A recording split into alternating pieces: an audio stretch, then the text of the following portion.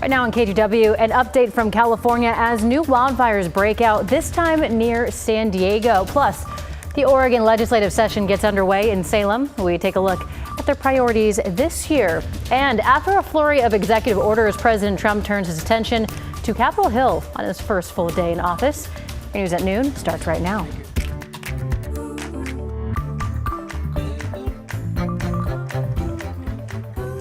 We start this afternoon with a live look at the state capitol in Salem. Oregon lawmakers are meeting today for day one of this year's legislative session. Thank you for joining us this afternoon. I'm China Green. Now, the biggest priority this legislative session is addressing housing and homelessness. The legislature is also focused on transportation and education. Democrats say they want to focus on finishing roadway projects, and for months, schools have been demanding for more funding as well. This year, the Democrats hold a supermajority in both chambers of the legislature, but Republicans could stall Democrats' plans by walking out, something that they have done in the past, meaning that there wouldn't be enough lawmakers to hold a quorum. And we have a traffic alert for you this afternoon. We need to tell you about all lanes of Highway 224 are closed near Damascus. According to ODOT, a crash closed the highway from Southeast Tong Road to 232nd Drive.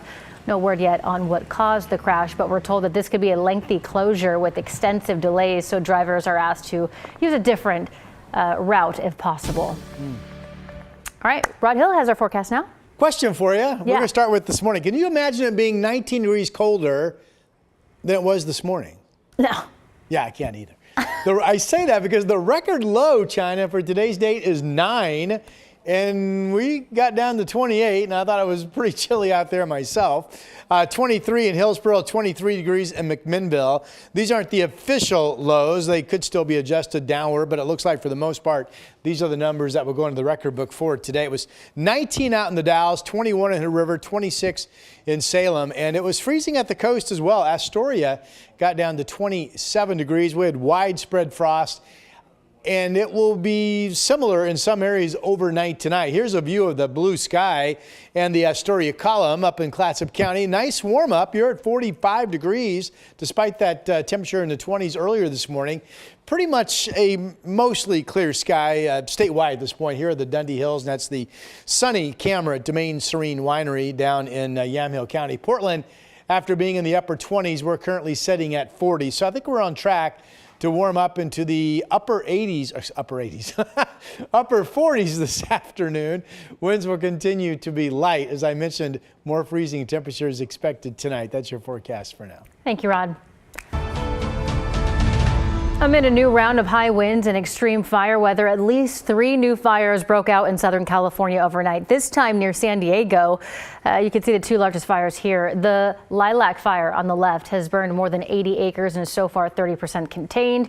And according to the Oregon Fire Marshal, 2 Oregon strike teams from Lynn and Clackamas counties are working alongside California firefighters to fight that fire.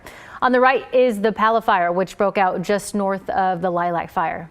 CAL FIRE says its growth was quickly stopped by firefighters and that it burned about 17 acres. Now take a look at this map. It shows where those fires broke out.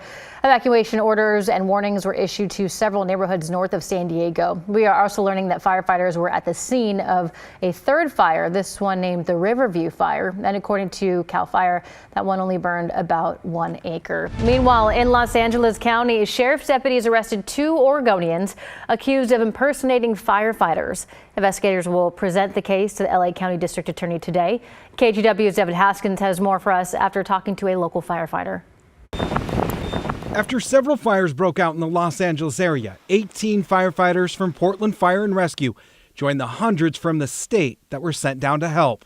They're doing really important work so that the community down there can get rehabilitated. People can, feel safe and know that, they can try to put their life back together. Isaac McLennan is the president of the Portland Firefighters Association and takes great pride in his profession. It's a very honorable trade and one that's really built on a foundation of trust and integrity. On Saturday, January 18th, Los Angeles County Sheriff's deputies say 2 people from Oregon were arrested for impersonating firefighters and entering an evacuation zone.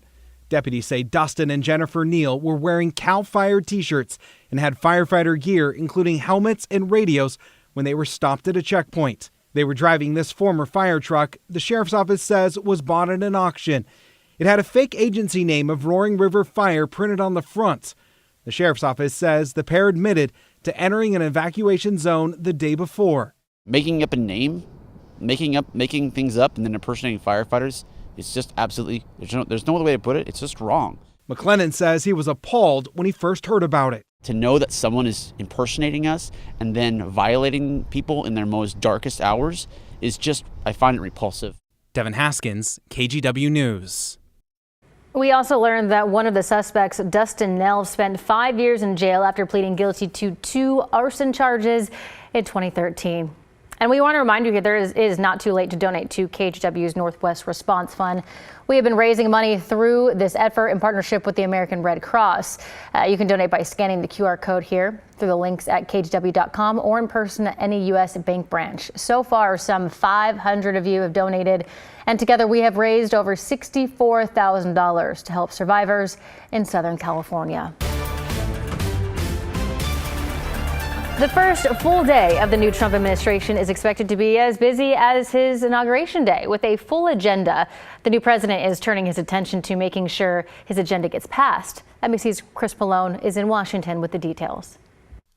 It is the first full day of the second Trump presidency, and today the nation's new leader is turning his attention here to Capitol Hill, meeting at the White House later today with Republican House and Senate leaders to talk about his legislative agenda. We also expect to hear from the president speaking from the White House later today about infrastructure, according to his White House spokesperson.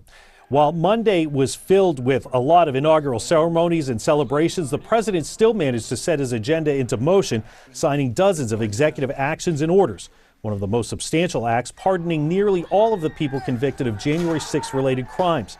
President Trump pardoned or commuted the sentences of more than 1,500 people, some who committed violence against police officers during the 2021 Capitol riot. One former convict celebrated by cutting off his ankle monitor. The president also signed an order ending birthright citizenship for children born to undocumented parents. That right is enshrined in the Constitution, and the change is already being challenged in court. The president also declared an emergency at the southern border and promises to send American troops there and ordered Congress not to take action against the app TikTok for 75 days, despite the deadline for its Chinese owners to sell it passing on Sunday. On Capitol Hill, more of Mr. Trump's nominees will go before Senate committees for confirmation hearings. Last night, the Senate unanimously confirmed Senator Marco Rubio to be Secretary of State. And it appears that the president will be leaving Washington later this week. He and his aides have mentioned potential trips to California and North Carolina to view disaster damage. In Washington, Chris Pallone, NBC News. And after they were pardoned by President, many people convicted of crimes during the January 6th attack on the U.S. Capitol 4 years ago are now waiting to see when they'll get out of prison. So we've learned that the leader of the Proud Boys, Enrique Tarrio, also been released, and we've covered a total of 9 cases involving people from Oregon and Southwest Washington who face criminal charges related to the January 6th attack. At least 4 of them are serving prison time right now. The president also ordered the Justice Department to dismiss roughly 450 cases that are still pending. As we mentioned earlier, Washington Senator Patty Murray condemned the pardon, saying in a statement, quote, "What the president is doing is wrong." She added that she will, quote, "keep speaking the truth and fighting for our democracy." And a source also told NBC News that Immigration and Customs Enforcement would begin major operations targeting immigrants as early as today. Oregon was the first state to enact sanctuary laws back in the 1980s, which restrict state and local government. That includes law enforcement from helping to enforce federal immigration laws without an order signed by a judge. Now, despite that, some Oregonians are still feeling a sense of unease. KGW's Owen McCarty has more. I will send troops to the southern border to repel the disastrous invasion of our country. On Inauguration Day, President Donald Trump took swift action when it comes to immigration. We will begin the process of returning millions and millions of criminal aliens back to the places from which they came. Among a series of executive orders, Trump reversed several from Biden's presidency, including one which had narrowed deportation priorities to people who commit serious crimes or who were stopped at the border. I think immigration's a huge issue. I think we've gotten so comfortable, with the asylum process and allowing people to come in from all over the place. Supporters like Kurt Williams with the Washington County Republican Party appreciate the president moving quickly with these actions. The first 2 years, he has to hit the ground running, and I'm actually really excited. However, others view these orders in a negative light. These are draconian, reactionary, hateful executive orders are coming out of the new administration. White supremacy is alive and well in this country. And you look at who's being targeted in these actions. These are our neighbors. It's making me sick. Reverend Dr. W.J. Mark Knutson, the senior pastor at Augustana Lutheran Church, declared this congregation sanctuary decades ago. These are awful laws, and they're not what this country's about. So I hope everybody wakes up, whoever voted for whom, that's not my business, but get up tomorrow and say, no, I'm committed to stand with my neighbors and to walk with them. He's preparing to stand up to these policies as organizations like PCUN, Oregon's Farm Workers Union, prepare to support and defend their communities. We stand with immigrant Oregonians to reject these measures and to really make sure that our communities are not divided and that our families stay together, because we know that any mass deportation attack would really devastate Oregon, including its citizens, our local institutions, and our local economy. Alma McCarty, KGW News.